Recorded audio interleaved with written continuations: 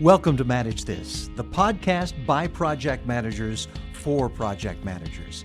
It's a chance for us to get together every couple of weeks and have a conversation about what matters to you as a professional project manager. We'll cover subjects such as project management certification and hear some real-life stories from folks involved in project management every day. I'm your host, Nick Walker, and with me are two guys who can each rightfully claim the title of Project Manager's Project Manager. They are our resident experts, Andy Crowe and Bill Yates. So Andy and Bill, you two know the ins and outs, the ups and downs of project management. You've both earned multiple certifications and taken multiple exams in your time. But I have a question for you, and please don't take this, as a statement of a lack of confidence or a lack of trust. But come on, nobody can know everything. Can you? I mean, there's some tough questions on these exams. It's hard to believe anyone could get a perfect score. So, Andy, what do you do when you just have to guess at an answer? And Nick, it happens to everybody. It's really funny when you get into these exams. You feel like you're incredibly prepared, and a universal experience that Bill and I talk to a lot of people. They have this experience almost across the board. They get in, they sit down, start the exam, and the first 5 questions or so, they have no idea. And a lot of that is a little bit of a confidence issue, but anybody who has gone through the exam has probably, if they were being honest, experienced that. So you do have to guess. You have to have a guessing strategy. You have to be ready for those eventualities. For me, and part of the challenge here is I think everybody's different. I think this has to be a little bit tailored to who you are, your level of preparation. So I'll give you an example. I have pretty good instincts for questions. Now, my wife, Karen, has incredible instincts for answering questions. She could sit down and take a test, probably not being prepared, and she's just really good at standardized tests. I'm not to that level, but I've got good instincts on these project management exams. Part of it is learning to think a little bit like PMI thinks and like the test creators think about the exploits that they're going to go for. Think about, if I were writing this question, how would I try and exploit the trap and things like that? Where would I set up the trap? So I've got good instincts, but my problem is, given enough time, I'll talk myself out of the right answer. So regularly, I will come up with the right answer, mark it, I'll know it when I see it, and then I'll stare at the question, and the wheels begin to turn, and I'll think, you know what, maybe it's something else. Bill, have you ever had that happen? Yeah, Andy, I certainly have, and it cracks me up, too, to a couple things that I want to touch on that you mentioned. First, getting in the mindset of the person who wrote the question. That's a big part of it. And then secondly, too, the tendency of, okay, I can make an argument for this other answer. It looks pretty good, too. So though I'm excited that we're going to talk about this topic of guessing and just share some exploits that have worked for us and for others. So it's a common experience, Bill, that you can generally, if you know the subject matter, you can generally knock off one wrong answer immediately. Right, Andy. It's fascinating to me, again, to the student response that we hear consistently is that when I took the exam, I had so many questions that were typically a scenario type question where I could eliminate 2 of the 4 answers. Yep, I knew they were wrong, but then I had those other 2, and I could make an argument either way. So what do you do? How do you deal with that scenario? Yeah, that's one of the strategies that Lewis and I talk about a good bit. And Lewis will be on another podcast in the future. We may bring it up again. But we make the analogy of each question is like a beauty contest. And you have 4 contestants. It's a multiple choice question. You have 4 answers. And you're looking at these 4 contestants. And you have to pick one.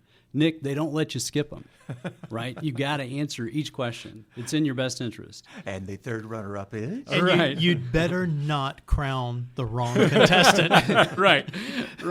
Maybe we should have Steve Harvey join us on this show for a little input here. Yeah. There we go. Yeah. But if you take that approach of, okay, this is a beauty contest, I may not really care for any of the 4 answers, but I have to choose one. Therefore, how do I give points to these contestants? So, Andy, what are some Does that stir any thoughts with you? It does. One of the things that I do, okay, first of all, I take a lot of practice questions. I'll go through them, and I will mark it carefully to mark how I've ranked those potential responses. So I'll have it down to 2. And here's what I found when I very first started pursuing this, 15 years ago or so. What I found is that I was correct almost universally in coming down with the 2, that I would gravitate toward the correct one first, and then a lot of times I would switch. And so my strategy became, and like I say, you have to tailor it, not to overcomplicate things, but my strategy became that once I mark a question, I go with my initial instinct, then I have to have a really good reason to overturn that decision. So it's sort of like the Court of Appeals, right? They don't just overturn willy-nilly. It's the, Right. it's the ruling on the field stands unless there's really strong evidence. Yeah. That strategy, the more time I spent with it, refining that strategy, that worked great for me. So I like your idea of assigning points and assigning different reasons. What I found, though, is my first instinct's good. Not everybody's going to be that way, but mine is. I can just talk myself out of it if I give myself time. Got it. One of the other things that I wanted to bring up, and this gets to Prometric, the testing center, and some of the capabilities that are there. We've had correspondence with PMI. Back in May of 2015, we started to hear from students and verified with PMI that there were a couple of features that are available to students when they're taking the PMP exam. And those are highlight features and strike-through features. And they work just like you would think. You use the mouse, and as you're taking that test at the Prometric Center, you can highlight a part of the question or a part of the answers that you want to focus on. You can strike through answers that are not correct. So back to our, you may have 4 answers you're looking at to start with. You eliminate 2 of those, you could use a strike-through feature to get rid of that noise. That is a big help. It just removes the distraction from your field of vision if you're confident that it needs to be removed. Correct, right. And visually, that's been helpful for some students. You're not allowed to take a Sharpie in with you and write all over the screen in the Prometric Center. So this has been nice. Now, I do want to share this point as well. There have been some inconsistencies with the Prometric centers. Some have the capability and some don't. And this is a new capability. It is. We first saw it in May of 2015, but then as recently as December, we received feedback from 2 students who took the exam at a Prometric center in New York City, fairly large metropolitan area, and the capability was not there. So we followed up with PMI and heard from the exam department that capability should be rolled out and available at all Prometric centers after the exam change. If I can just jump in with a quick question. I've taken a lot of exams myself, and very often on exams you're actually penalized for guessing. Do you ever have to deal with that on any of these exams you're talking about? Well, only if you get it wrong. You should never leave any of the exams that we talk about in the project management world. You should never leave blank. So any of the questions blank. So famously, Nick, I think the SAT has a situation where if you guess wrong, it's a worse penalty than just leaving it blank. Yes, they want people with confident answers in there. On any of the exams we talk about, you should never leave any of them blank. You should always guess. And guessing, this is the hard part for a lot of people. People prepare so hard. A lot of people take an excessive amount of time to prepare, and they come in and they're shocked that they don't know everything. So guessing is a very real part of this process. Yeah, Andy, those are great points. And again, it goes to the mindset, the proper mindset to have for these difficult certification exams. You're going to have a certain base of knowledge when you go in there, but you're going to be presented with questions that are either written in a tricky manner or the scenario is so twisted that you're going to have to guess. And that's the key, Bill. It's not always a factual question asking you what is the input to this process or what is the tool that you would most likely use here. It may be a scenario, and it is not uncommon for people to get maybe 5 to 10% of these questions and say, I really struggled with what the question was even asking. That can be the real challenge there. So what I'm hearing is Don't be scared. This is going to happen. You're going to have to guess at something, and don't let it play with your mind. It happens to all of us. It's a common scenario. Walk in with a strategy, and the more questions you can take in advance and prepare to understand your own style and your own guessing strategy is a very important component. From time to time on these podcasts, we're going to be talking with people who are right in the middle of preparing for the PMP exam or who have taken the exam and lived to tell about it, so to speak. We have a special guest this week, Wendy Caperton from Oklahoma City. She recently passed the PMP. So, hey, congratulations to you, Wendy. Thank you. I'm very happy to have passed it. I bet. And we want to hear about your experience. I know Andy has some questions for you. Well, Wendy, it's good to talk to you again. Wendy, you and I first met when I was out in Oklahoma City speaking to the chapter, and then we reconnected at PMI Global Congress, and was good to see you there. So congratulations to you on your exam success. I know it wasn't that recent. When did you go through this? It was a few weeks ago, a few months ago? It was. I passed it in October. Okay, outstanding. Yeah, we were cheering for you on this end, and I know a lot of people were tracking your success there. Tell me about how you prepared for it. What did you do? What did you use? What worked for you? So I took the class with the local chapter that used your materials, Velociteach, and during the class, it was explained the 4 or 5 different tools you could use. The work flashcards online through the Insight website, CDs, and then the book that was prepared for the book that we received in class. And so I at first tried to use all of the materials. It took about a year from the time I took the class to the test. Wow. And yeah. So during that, you said you first tried to use all the materials. Usually what you find is some things connect better with somebody than other things, and that varies. It's going to be different from person to person. What connected with your learning style? What connected for me was the online website, because I could visually see it, hear it, and pause the playback. As I went through the website, I also used my workbook and compared what I was hearing with what I was seeing, and that seemed to work for me best. Okay, so the e-learning part worked well for you. That's a lot of people who want to go through a self-paced process, that works well. So excellent. And would you consider yourself to be more of a visual learner, more of an auditory learner? How would you describe your own learning style? I would say probably an audio learner. I think a close second, or maybe even first, the most helpful for me were the CDs.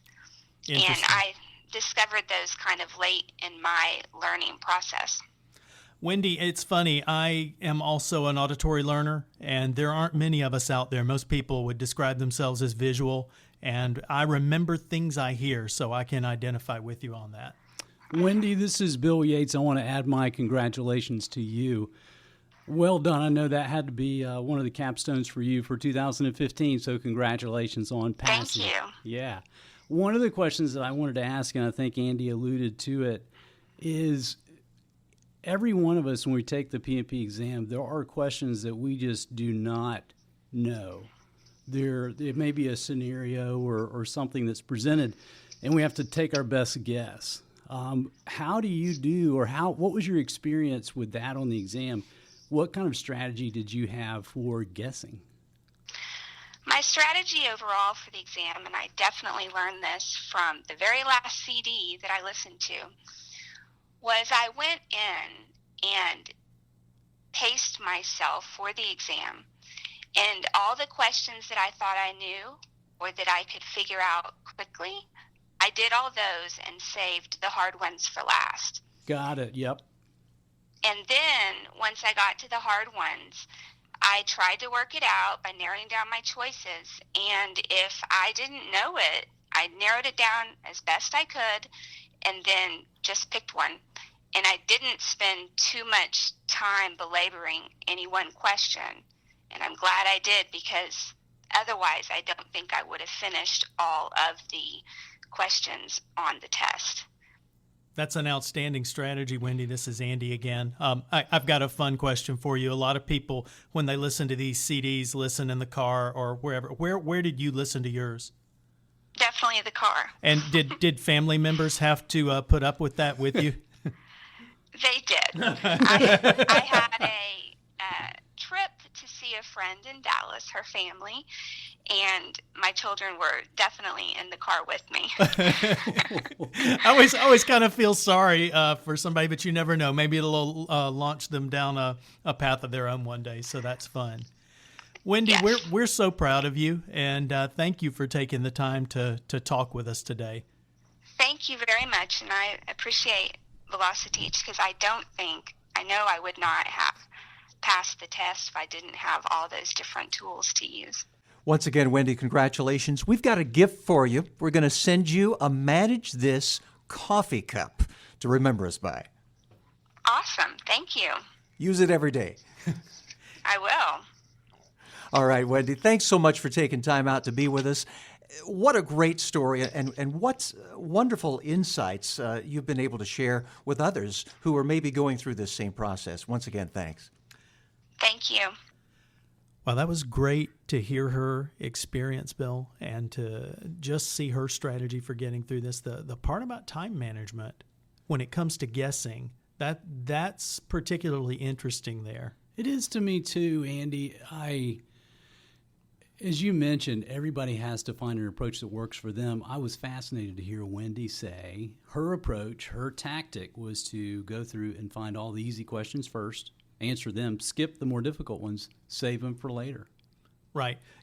So with me, and I'd be interested if you were this way, when I went through, anytime I take a certification exam, I almost universally answer it, even if I'm not 100% sure. I may mark it to come back to it, but I'll always put something down, my best guess at the time. Right. Andy, I'm wired the same way. I don't know if, I'm sure somebody could lay me out on a couch and understand what it is and why I'm wired that way, but I can't skip the question. I have to answer it. I have to. It's a compulsion. They probably make medicine They may. to help I with don't that. know. Yeah. I've always heard that your first impression is something you should probably go with unless you have a very good reason for overturning that. And you know what's funny, Nick? I think it's that way for a lot of us. I think I'm that way. I think Bill is probably that way. I don't know that everybody is, and that's part of the thing is getting to understand your own confidence level and style. There are red herrings on the test, and some people just seem to gravitate toward those really quickly. Yeah, let me mention one thing in that I really thought Wendy had a strong strategy with. The key word there of confidence. She went through and identified the questions that were easy for her at first and answered those. That naturally is going to build her confidence. Then she may be an hour and a half, 2 hours into the exam, and she starts to tackle those more difficult challenges. We didn't ask her. I would have loved to have asked her, did you identify, out of, let's say, 200 questions, were like 10 or 20 of them easy? How many were easy and how many were difficult? I should have asked her that. But I really like the idea of building my confidence first and then being able to come back to those more difficult questions. Yeah, good point. And the experience of the first 5 or 6 you run into and not knowing the answer doesn't always build confidence for Right. people. It can shake them up, and that's a normal process. So normal. Yeah. No doubt we have a lot of project managers listening to this, a lot of people who are preparing for project management. You know, Andy and Bill, both of you are project managers, so let's pick your brain just a little bit. What is your favorite part, your favorite aspect of project management? Andy? Well, that's an interesting question, Nick. It sometimes depends on the project, but generally, for me, I like the early phases of a project. And the real reason is I like to set it up for success. I like to tee the project up for a successful run. So some people, I've done projects where I've been sort of a turnaround guy, and they brought me in halfway through and replaced the project manager, or brought me in 2/3 of the way through and replaced somebody else. That has its own energy and its own challenges and its own rewards. But what I really like is coming in at the beginning, figuring out what's going to make this project successful, the critical success factors, then working to align all of the goals to that, getting the scope. That's something that I've done a lot of scoping in my career. And it's something that I enjoy a lot, getting those requirements, understanding them, getting them documented the right way, as opposed to just haphazardly. Now, that will depend too, because, Agile projects will approach that very differently, but I'm kind of talking about a more traditional approach in that case. So I would say that's my favorite, the early times, although there is a great satisfaction to finishing up the project, documenting it, getting the binder, putting the rubber band around it, archiving it, and moving on. So definitely. How about you, Bill? That's good. Yeah, Andy, I appreciate your comments about the two different aspects. I certainly have enjoyed the projects where I can be there right from the start. I think later, Nick, we're going to ask Andy some questions about what kind of cape to wear for that other example where you're jumping in the middle of a project or near the end of a project. I'm thinking that there's a lot left here between the beginning and the end. And I can answer that because when you come in about 2/3 of the way through, the old saying, who do you blame? Well, the guy who just left, first. The second one you blame is the vendor. Right. So that's the standard operating procedure. There you go. That's terrific value you just added to many listeners, Andy. That's perfect. I have a feeling our listeners kind of intuitively grasp that. They've been on one side or the other. Right. But what I'm hearing is vision is a really important aspect to the whole project management. You got to start there. Right. And Nick, for me to answer the same question, I'd have to go with the kickoff, the beginning of the project as well. That's the part of the project that really gets me fired up. And I think for me, it's a new problem to solve. It's understanding the need of that customer. It could be an internal or external project.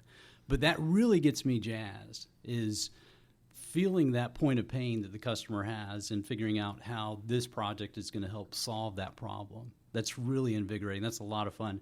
But there's a soft side to it as well. And those are the relationships. So you may have new team members that you've never worked with before. You may have, you probably have a new customer that perhaps you haven't worked with before. Those relationships are a lot of fun to build. We could go down the path of, the storming, norming, forming, all the Tuckman's ladder, some of the team dynamics that you see. But for me, those relationships are a lot of fun. However, if you look at the flip side of that, so Andy, one of the things that I've struggled with throughout my career as a project manager has been finishing the darn thing. Right.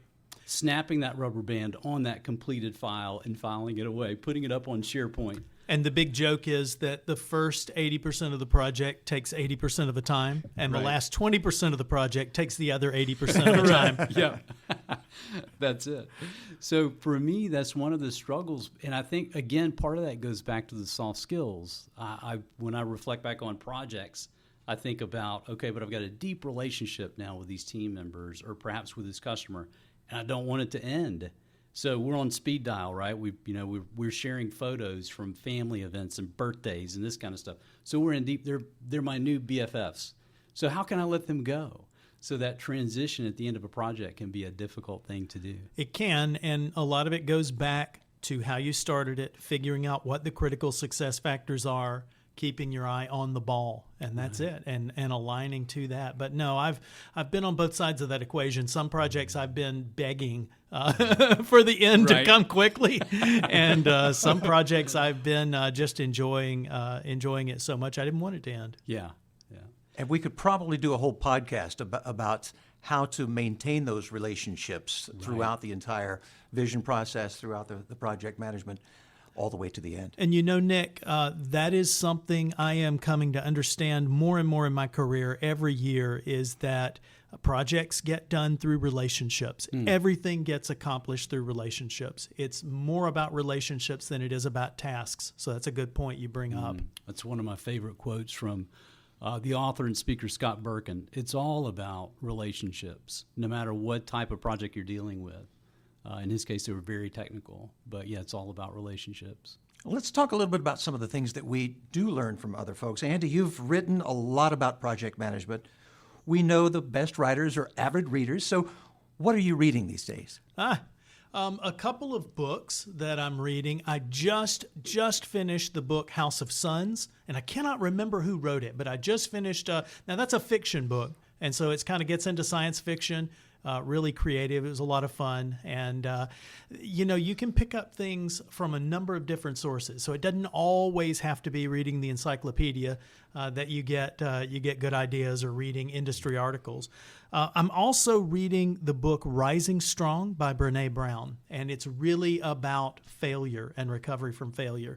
And it is a cliche that you learn more from failure than you do from success, but I promise you that has been true repeatedly in my career, that I've learned more when I've messed up, because you stop, and if you're smart anyway about it, when you fail, you're supposed to stop. You're supposed to look at it and ask why. What would I do differently the next time? What lessons learned?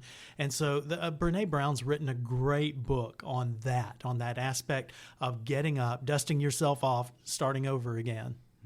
Can we go back to the fiction just a little bit? Because, I know that some people's eyes just flew open. Fiction? This guy reads fiction? But it is true that you can learn a lot from scenarios, even within a fictional account. Absolutely. And I always try. In fact, it's funny because I read a lot of nonfiction, and I have to, this sounds crazy, but I have to discipline myself to read fiction. Yeah. Great insights. Thanks so much, Andy. And Bill Yates, thanks as always for sharing your expertise. And a special thanks to Wendy Caperton for sharing her experiences with the PMP exam. And again, we wish her the very best as a newly certified project manager. That's it for us here on Manage This. We hope you'll tune back in on February 2nd for our next podcast. We'll be discussing the updated PMI ACP exam for all you Agile practitioners. In the meantime, tweet us at manage_this. That's manage_this. If you have any questions about project management certifications, whether it's the PMP, the CAPM, PMI ACP, CSM, PGMP, or PFMP, or any other combination of letters in your alphabet soup, or maybe you just like to be a guest on our show, we would love to have you and hear your stories. That's all for this episode. Talk to you soon. In the meantime, keep calm and manage this.